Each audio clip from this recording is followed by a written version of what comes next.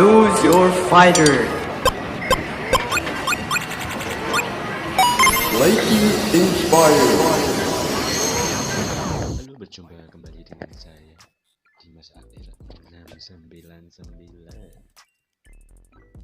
Kali ini kita akan memberikan sesuatu yang sangat bagus atau informasi yang sangat udah sangat malam sekali sambil menunggu acara bola. Ya, ini keseharian adalah tempat kamar saya atau sekaligus ya ini kantor, bisa dibilang kamar pribadi ya. Anda bisa melihat dari sisi kiri ya, ini seperti ini. Ini adalah kantor saya, buku saya ini. Sebentar, HP belum jadi. Masker, alat-alat ini cukup penting buat saya. Dan materi referensi untuk mencari referensi informasi, karena membaca itu sangat penting untuk pengetahuan, karena setiap aktivitas itu adalah landasan teori dan buku itu sangat penting untuk sebagai landasan teorinya, karena itu kita juga harus banyak membaca buku dan fiction juga. Saya dulu tidak terlalu minat membaca karena saya kira mayoritas landasan saya dari materi-materi jurnal dari internet ya. Tapi untuk saat ini referensi buku-buku ini penting, wajib Anda membaca karena setiap perubahan zaman atau apapun membutuhkan landasan teori, dan membaca buku itu juga sangat penting apabila apalagi Anda seorang mahasiswa,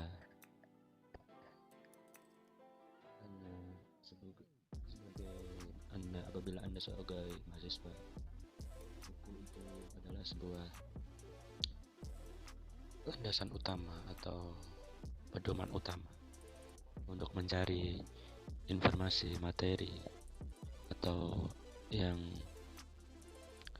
yang penting apabila Anda ingin mencari sesuatu dari sebuah mata kuliah atau apapun, dilandaskan oleh buku-buku tersebut.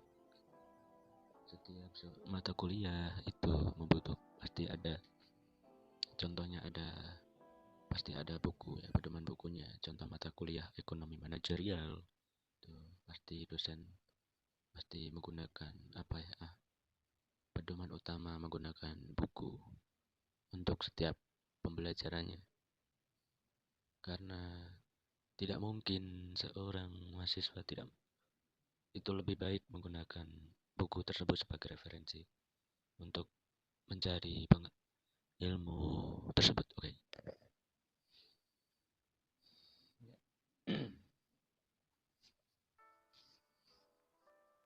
Sebenarnya saya ingin membedah sebuah buku dari sebuah anggaran bisnis, tapi dengan keterbatasan ini saya akan memberi informasi yang cukup berguna untuk channel ini supaya berkembang tentang informasi bisnis. Sedikit informasi untuk menambah wawasan dan ilmu yang cukup penting, dan apabila cukup berguna bagi subscriber saya para subscriber Dimas AR 699 ini, dan untuk menambah isi video saya yang sangat masih sedikit, dan saya ingin berbagi informasi pengetahuan apabila ini dibutuhkan, berguna buat para subscriber saya secara dalam bentuk video. Ini sangat penting, oleh karena itu saya membuat video ini. Oke. Jadi setiap proses manajemen itu sebagai definisi manajemen tercermin 4 kerangka, yaitu kerangka dasar perencanaan, pengorganisasian, pengarahan, dan pengendalian. Jadi 4 kerangka tersebut dinamakan proses manajemen. Oke. Jadi hari ini saya menginformasikan bahwa proses manajemen itu mempunyai 4 kerangka dasar, yaitu perencanaan, pengorganisasian, pengarahan, dan pengendalian. Oleh karena itu, kegiatan yang dilakukan dengan cara sistematis oleh manajer pada semua tingkat. Ya, proses manajemen itu dibentuk dari yaitu perencanaan ya. Kita ke perencanaan dulu. Perencanaan atau planning itu bisa diartikan kegiatan menetapkan tujuan organisasi dan memilih cara yang terbaik untuk mencapai tujuan tersebut. Oke. Jadi setiap organisasi ataupun memiliki cara yang terbaik untuk mencapai tujuannya. Jadi kita harus merencanakan secara matang gimana caranya atau mempunyai planning untuk membuat sesuatu atau membuat organisasi tersebut atau perusahaan tersebut sesuai tercapai tujuannya. Oleh karena itu ada beberapa jenis gimana caranya perencanaan itu, perencanaan manajemen tersebut dapat diidentifikasi, yaitu perencanaan strategis, perencanaan taktis. Yang kedua itu adalah perencanaan taktis itu operasional. Jadi yang pertama perencanaan strategik, yaitu perencanaan difokuskan pada tujuan perusahaan dan cara keseluruhan mempengaruhi seluruh fungsi manajemen, melibatkan konsekuensi yang menyeluruh dan jangka panjang. Yang kedua perencanaan taktis itu tadi saya ulangi terus, lebih tepatnya perencanaan taktis itu merumuskan tujuan perusahaan agar untuk mengembangkan kebijakan kinerja yang diharapkan supaya dalam dimensi tersebut jangka waktu pendek hingga menengah. Perencanaan taktis ini difokuskan supaya tingkatan yang telah diberi wewenang dan tanggung jawab dan menyediakan informasi anggaran untuk pelaporan prestasi tersebut atau lebih tepatnya kinerja. Oke, yaitu ada 2 ya jenis perencanaan manajemen yang diidentifikasikan tersebut.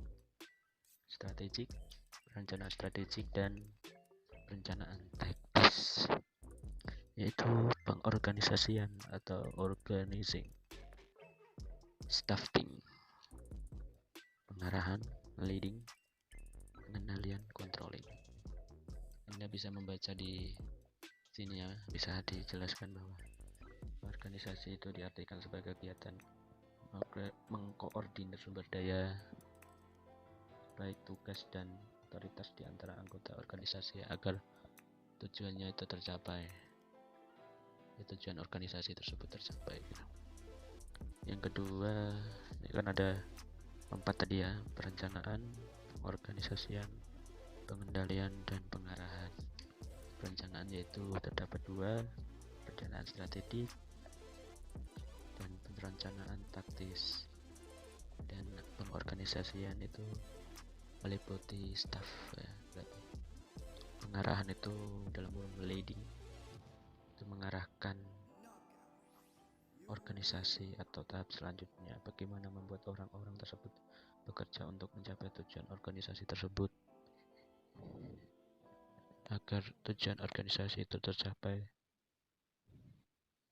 manajer perlu mengarahkan orang-orang tersebut melalui kegiatan pengarahan, directing, mengaruhi.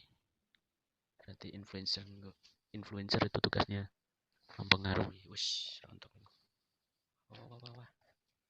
itu tugasnya mempengaruhi ya ternyata. Influencer itu mempengaruhi seorang agar konsumen dapat membeli suatu.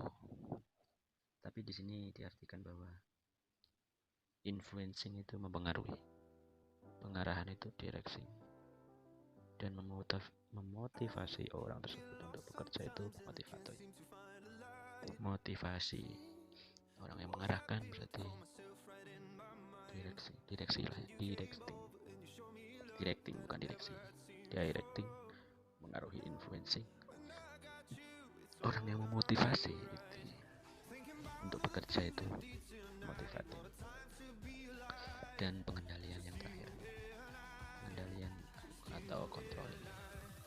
Elemen terakhir dari proses manajemen adalah pengendalian. Proses pengendalian dapat didefinisikan sebagai proses mengukur dan evaluasi kinerja aktual dan setiap bagian organisasi. Satu perusahaan kemudian melaksanakan tindakan perbaikan apabila diperlukan.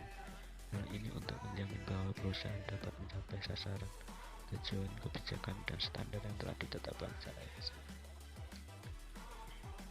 Dengan demikian, pengendalian bertujuan untuk melihat apakah organisasi berjalan sesuai dengan rencana. Manajer harus selalu memonitor kemajuan organisasi.